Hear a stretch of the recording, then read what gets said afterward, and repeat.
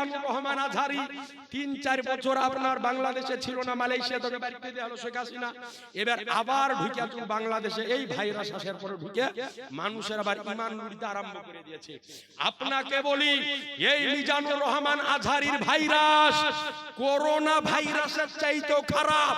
যদি আপনাকে করোনা ভাইরাসে যদি ধরে তো আপনার জীবন নিবে, আর এই আজহারির ভাইরাস আপনাকে ধরলে জীবন নয়, আপনার ঈমান নিবে। কথা বুঝেননি? সুতরাং এই ভাইরাস থেকে দূরে। এই ভাইরাস কদিন আগে আমার নবী সম্পর্কে বলেছে যে আমার নবী নাকি ছিল কাউবয়। কাউবয় মানে বুঝেন? গরুর রাখাল। নাউজুবিল্লাহ বলেন, নাউজুবিল্লাহ বলবেন না? বলছে যে নবী নাকি ছিল গরুর রাখাল। বলেন মুসলমান, নবীকে আমার গরুর রাখাল বলা যাবে? যাবে? একটু হাত উঠিয়ে বলেন যাবে? জি না, বলা যাবে না। কিন্তু আজকে ইংরেজিতে বলছে যে নবী ছিল কাউবয়, মানে গরুর রাখাল। আর আমাদের ঘরের কিছু ছেলে বলছে ঠিকই বলেছে, অথচ আল্লাহ কোরআন শরীফের মধ্যে বলেছে ইয়া আইয়ুহাল্লাযীনা আমানু লা তাকুলু রাঈনা, হে ঈমানদারগণ তোমরা আমার নবীকে রাঈনা বলিও না, অর্থাৎ নবীকে রাখাল বলিও না। রাঈনা শব্দের মানে হলো আমাদের দিকে দেখেন, কিন্তু তৎকালীন যুগের ইহুদিরা রাঈনা বলতে রাখাল বুঝাতো, এই জন্য নবীকে তারা রাঈনা বলে সম্বোধন করত। তো আল্লাহ সঙ্গে সঙ্গে আয়াত নাজিল করলো নবীকে রাঈনা বলিও না। কিন্তু আজ এই বাংলাদেশের এই আজহারি ভাইরাস আজকে নবীকে গরুর রাখাল বলে দিল, অথচ নবী আমার জিন্দেগিতে কোনোদিন গরু চড়াননি। গরু চড়িয়েছে কোনোদিন? কোনোদিন গরু চড়াননি। নবী আমার ছাগলের দেখভাল করতেন। আজকে মা হালিমা রাদিয়াল্লাহু আনহার বাড়িতে অনেক নবীদেরকে দিয়ে আল্লাহ ছাগলের খিদমত করিয়ে নিয়েছেন। কেন করিয়ে নিয়েছেন? এর মধ্যে বিরাট হিকমত আছে। হিকমত হলো এটাই, হিকমত হলো এটাই যে ছাগলের দেখভাল করতে ধৈর্যের দরকার হয়। আপনি একটা গরুর পাল নিয়ে গিয়ে মাঠে ছেড়ে দেন, ও একই জমিতে চড়বে, কিন্তু 20টা ছাগল নিয়ে যে ছেড়ে দেন, একটা পালাবে পূর্ব পাড়ায়, একটা পালাবে উত্তর পাড়ায়, একটা দক্ষিণ পাড়া। লাই ভাই, ছাগল চড়াইতে গেলে আপনার ধৈর্য লাগবে।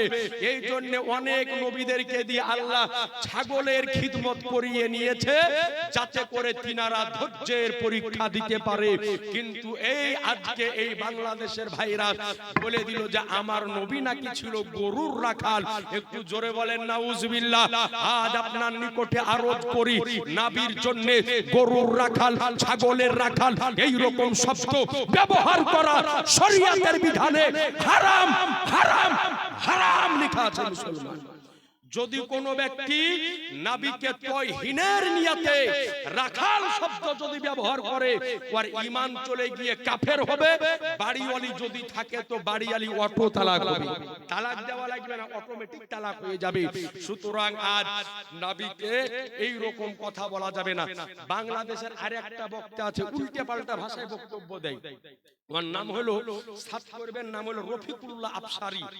কয়েকদিন আগে ওকে প্রশ্ন কেটে, কত বড় মারদুদ খবিশ গো এরা, এমন এমন কথা বলে নবী সম্পর্কে যে মনে হয় যে বিধর্মীকেরা এরকম কথা বলে না। বিধর্মীকেরা এরকম কথা বলে না।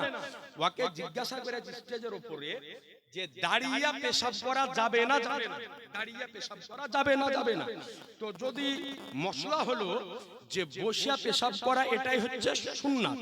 কিন্তু এমন কোন জায়গাতে আপনি পড়ে গিয়েছেন, যেমন যিনারা ফ্লাইটে যাত্রা করেন, ফ্লাইটে বসে পেশাব করার কোনো জায়গা নেই, আপনাকে দাঁড়িয়ে করতে হবে। লাই ভাই, আমিও ফ্লাইটে অনেক জায়গা আপনার আসাম 2-3 বার গিয়েছি, তো আমি দেখেছি যে ফ্লাইটে বসে পেশাব করার কোনো সুযোগ সুবিধা নাই, আপনাকে দাঁড়িয়ে করতে হবে। তো ওখানে নিরুপায় হয়ে আপনাকে দাঁড়াতে হবে। তো এটা জায়েজ আছে, নিরুপায় হয়ে অসুবিধা নাই। তো কোন বলছে যে দাঁড়িয়ে পেশাব করা যাবে কি যাবে না, প্রশ্ন করার পরে বলছে যে সহিহ বুখারীর হাদিস, বাংলাদেশে একটা জায়গা আছে ঢাকার যাত্রাবাড়ি, আমি গিয়েছিলাম ওই জায়গাটা 2022-এ বাংলাদেশ যখন যাই তখন ওই ঢাকা যাত্রাবাড়ি আমি ঘুরে এসেছি। তো বলছে যে বুখারীর হাদিস, নবী আমার ঢাকা যাত্রাবাড়িতে ময়লার ট্যাঙ্কে একদিন দাঁড়িয়ে মুতিয়াছিল। নাউজুবিল্লাহ বলেন। নবী কোনদিন বাংলাদেশে এসেছে পেশাব করতে? ওকে খাদিম জুতিয়ে দিয়ে জুতাইতে হবে যতক্ষণ বাদ না ছিঁড়ে। কথা বুঝেননি? খাদিম জুতিয়ে দিয়ে জুতাইতে হবে যতক্ষণ শোল না ফাটে। বলছে নবীজি বাংলাদেশের যাত্রা বাড়িতে ময়লার ট্যাঙ্কে দাঁড়িয়ে প্রসব করেনি, যে মুতিয়েছে। আপনি চিন্তা করেন। তাইলে বলেন এই হচ্ছে বাংলাদেশ। আর যত রকমের ঈমান ধ্বংস করা ফতোয়ার ডেলিভারি কোথা থেকে হয়? বাংলাদেশ থেকে হয়। আর যত রকমের আমাদের দেশের কিছু যুবক ছেলে পিলে ভক্ত হয়ে যাচ্ছে কার? বাংলাদেশের বক্তার ভক্ত। ওকে চিনেও না, ওকে জানেও না। সুতরাং আপনার নিকটে আরজ করি, এই বাংলাদেশের বক্তার বক্তব্য শোনা থেকে দূরে থাকবেন। বলেন ইনশাআল্লাহ। জোরে বলেন ইনশাআল্লাহ। খবরদার ভাই, তো নবী হচ্ছেন আমার সম্মানের মহা সম্মানীয়। এরপরে আপনাকে আরেকটা হাদিস শোনাই, যে নবীর কি ইজ্জত, নবীর কি সম্মান। এই হাদিসটাও সহিহ মুসলিমের মধ্যে বর্ণিত হয়েছে। নবী আমার বলেন যে কিয়ামতের ময়দান যেই দিন সংগঠিত হবে, নফসি নফসির আলাম হবে, মানুষ ঘামে সাঁতার কাটবে, এমন এক ভয়ঙ্কর দিন হবে। ছেলে তার মাকে দেখে পালাবে, মা ছেলেকে দেখে পালাবে, বাপ তার সন্তানকে দেখে পালাবে, সন্তান বাপকে দেখে পালাবে। কেউ কারো হামদর্দি হবে না। ওই দিন সমস্ত মানুষ একটা গিরো তৈরি হবে, একটা দল তৈরি হবে। হওয়ার পরে তারা সকলেই সর্বপ্রথমে হযরতে আদম নবীর নিকটে যাবে। যাওয়ার পরে বলবে, ওগো আল্লাহর নবী আদম শফিউল্লাহ। একবার সহিহ মুসলিমে এইভাবে বর্ণিত হয়েছে, বলে ওগো আদম শফিউল্লাহ, আপনি তো হলেন পৃথিবীর বুকে আগমনকারী সর্বপ্রথম নবী, আপনি আল্লাহর শাফি ছিলেন, আপনি পৃথিবীর বুকে প্রথম এসেছেন। তো এই বিপদের দিনে আপনি আমাদেরকে সাহায্য করুন। আদম নবী বলবেন, ইলা গায়রিহি, আমার পক্ষে সম্ভব নয়, তোমরা নূহ নবীর নিকটে চলে যাও। আবার সব মানুষ নূহ নবীর নিকটে যাবে। যার পরে বলবো, গো আল্লাহর নবী নূহ নাজিউল্লাহ, আপনাকে আল্লাহ অনেক পরীক্ষা করেছিল, আপনি আজকে নৌকা নেওয়ার পরে 40 দিন ভাসমান অবস্থায় ছিলেন, আপনি এই দিনে আমাদেরকে সাহায্য করুন। নূহ নবী বলবে, ইলা গায়রিহি, চলে যাও ইব্রাহিম নবীর কাছে। সকলে ইব্রাহিম নবীর কাছে যাবে। যাওয়ার পরে বলবো, গো আল্লাহর পয়গম্বর ইব্রাহিম নবী, আপনাকে আল্লাহ অনেক পরীক্ষা করেছে, একাধিক জায়গাতে পরীক্ষাতে আপনি জয়লাভ করেছেন। কোন সময়তে আপনাকে নমরুদের অগ্নিকুণ্ডতে ফেলা হয়েছে, কোন মুহূর্তে আপনার নিজের সন্তানের উপরে ছুরি চালাতে বলা হয়েছে, কোন মুহূর্তে আজকে আপনাকে আজকে একাধিক জায়গাতে নমরুদের সঙ্গে আপনাকে যুদ্ধের মোকাবিলা করতে হয়েছে। প্রত্যেকটা জায়গাতে আপনি জয়লাভ হয়েছে। বলেন সুবহানাল্লাহ। একটু জোরে বলেন না সুবহানাল্লাহ। নমরুদের সঙ্গে ইব্রাহিম নবীর একটা যুদ্ধ হয়েছিল। যেই দিন ইব্রাহিম নবীর সঙ্গে নমরুদের যুদ্ধের চ্যালেঞ্জ হলো, হযরতে ইব্রাহিম আলাইহিস সালাম ময়দানে একাই, আর নমরুদ প্রায় 40 লাখ বাহিনী নিয়ে ময়দানে হাজির। ইব্রাহিম আলাইহিস সালাম চিন্তা করলো, আল্লাহ গো, আমি তো একলাই, আর নমরুদ তো 40 লাখ বাহিনী নিয়ে এসেছে। তা আল্লাহ বলছেন যে, ইব্রাহিম ভয় করিও না, নমরুদের পেছনে যদি 40 লাখ বাহিনী থাকে, তোমার পিছনে আমি আল্লাহ আছি। এই একটু জোরে বলেন। বলে, আমি তোমার পিছনে আমি আল্লাহ আছি। ইব্রাহিম নবীকে আল্লাহ বললেন, ইব্রাহিম চিন্তা করিও না, খালি তুমি দেখতে থাকো কি ঘটে। এরপরে ইব্রাহিম আলাইহিস সালাম কিছুক্ষণ পরে দেখতেছেন যে আল্লাহ বললেন, ইব্রাহিম আকাশের দিকে তাকাও তো। তো ইব্রাহিম নবী এবার আকাশের দিকে তাকাতেছেন। তো তাকিয়ে দেখতেছেন যে সমগ্র আকাশ কালো আকার ধারণ করলো। মাঝে মাঝে ভাই আঁধি আসে না, আঁধির সময়তে চারিদিক অন্ধকার হয়ে যায় না, একেবারে ঘুটঘুটি আধার হয়ে গেল। এইবার ইব্রাহিম আলাইহিস সালাম দেখতেছেন তো আল্লাহ আসমান থেকে মশা নাজিল করেছেন। বলেন সুবহানাল্লাহ। বলে, আল্লাহ ইব্রাহিমের পক্ষে আসমান থেকে বিষাক্ত মশা নাজিল করেছে। তো কিতাব বলে, ওই দিন ইব্রাহিম আলাইহিস সালামের পক্ষে যে মশাগুলি নাজিল হয়েছিল, এক একটা মশা অ্যাটম বোমার মতো কাজ করেছিল। মুসলমান বলে, অ্যাটম বোমার মতো কাজ করেছিল। শেষ পর্যন্ত দেখা গেল যারা ভালো মশা ছিল নমরুদের বাহিনীকে কামড়ায় আর মেরে দেয়, কিন্তু একটা ন্যাংড়া মশা ছিল, চলতেও পারো না, যাইতেও পারো না। আল্লাহকে বলছে, হ্যাঁ গো আল্লাহ, এই যারা ভালো ছিল ওরা তো যে সবকে কামড়ে নিল, আমি তো ন্যাংড়া খোড়া মানুষ, আমার কি কোনো কাজ নাই? আল্লাহ বলছেন, তোকে দিয়ে আমি সবচাইতে বড় কাজ করাবো। বলেন সুবহানাল্লাহ। আল্লাহ বলছে যে তোকে দিয়ে আমি সবচাইতে বড় কাজ করাবো। আল্লাহ বলছেন, দে ইব্রাহিম, নমরুদ পালাচ্ছে, ধর ওকে। বললেন, নাকের ডগাতে যে তুই বস, ন্যাংড়া মশাটা টুক টুক টুক টুক করে যায় নমরুদের নাকের ডগাতে আল্লাহ হালকা করে বাতাস চালিয়ে দিল, বাতাসের গতিতে ওই মশা ঢুকে গেল একেবারে নমরুদের মগজের ভিতরে। জোরে বলবেন না? এরপরে ওই মশা ওর মগজকে কামড়ায় আর মাথা যন্ত্রণা করে। এখন বর্তমানে এমবিবিএস ডাক্তার, ওই যুগে এমবিবিএস ডাক্তার ছিল না, হাকিম ছিল। বড় বড় হাকিম উঝা কবির এক যুগে ছিল। তো এইবার বাদশাহ এত বড়, ওর মাথায় যন্ত্রণা, তো যত বড় বড় কবিরাজ ডাক্তার ছিল সব ফেল হয়ে গেল, ওর মাথা ব্যথা কেউ ভালো করতে পারলো না। তো একটা খুব নামি দামি হুনার আলা ডাক্তার আপনার হাকিম এলো, আসার পরে বললো কোন দিকে ব্যথা করছে, বলে এই দিকে। তো একখান চটি লেওয়ার পর নমরুদের মাথায় মারতে আরম্ভ করলো, খড়ম লেওয়ার পরে তোর মাথাতে মারার মশাটা তখন একদিকে সেটে যায়, তখন আর কামড়ায় না। তখন নমরুদ বলছে হ্যাঁ হ্যাঁ হ্যাঁ এবার ব্যথাটা কম হচ্ছে। তো ওই কবিরাজে বললে এক কাজ কর, একে সবসময় আর মাথাতে খড়ম দিয়ে মারতে হবে। তো ওই যুগে নমরুদের মাথাতে খড়ম দিয়ে মারার জন্য একজন কর্মচারী রাখা ছিল, যেমন শুধু নমরুদের মাথায় জুতিয়ার বাড়ি মারি। তাইলে চিন্তা করেন, যারাই নবীর বিরুদ্ধে লেগেছে আল্লাহ রাব্বুল আলামিন কাউকে মশার কামড় দিয়ে খড়মের পিটন খাওয়াইছে, তো আল্লাহ কাউকে আজকে নীল নদের মধ্যে চুবড়ন খাইয়ে মেরেছে। আর আবার যদি এই ভারতের বুকে যারা আউলিয়া কেরামদের পিছে লেগেছিল, এটা জিন্দা প্রমাণ যে আমার খাজা পাক জয়পাল যোগীকে খড়ম দিয়ে পিটিয়েছিল মুসলমান। একটু জোর হবে না?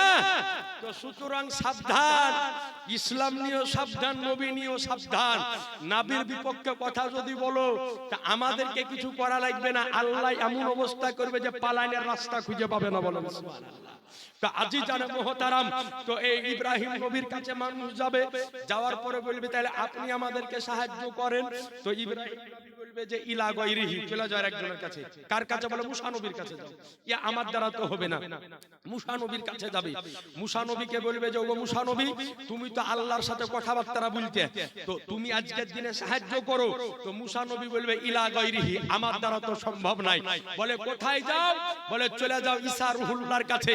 সমস্ত মানুষ ঈসা নবীর নিকটে যাবে, যাওয়ার পরে বলবে ওগো ঈসা আলাইহিস সালাম, আপনাকে আল্লাহ বিনা বাপে নিজ কুদরতে পৃথিবীর বুকে প্রেরণ করেছিল। আজকের এই ভয়ঙ্কর দিনে, এই কঠিন পরিস্থিতিতে আপনি আমাদেরকে সাহায্য করুন। হযরত ঈসা আলাইহিস সালাম বলবেন আমার দ্বারা তো সম্ভব নাই, চলে যাও তোমরা আখেরি নবীর নিকটে। এবার নবী আমার এক জায়গাতে বসে থাকবেন, সমগ্র মানুষ ওই জায়গাতে হাজির হবে।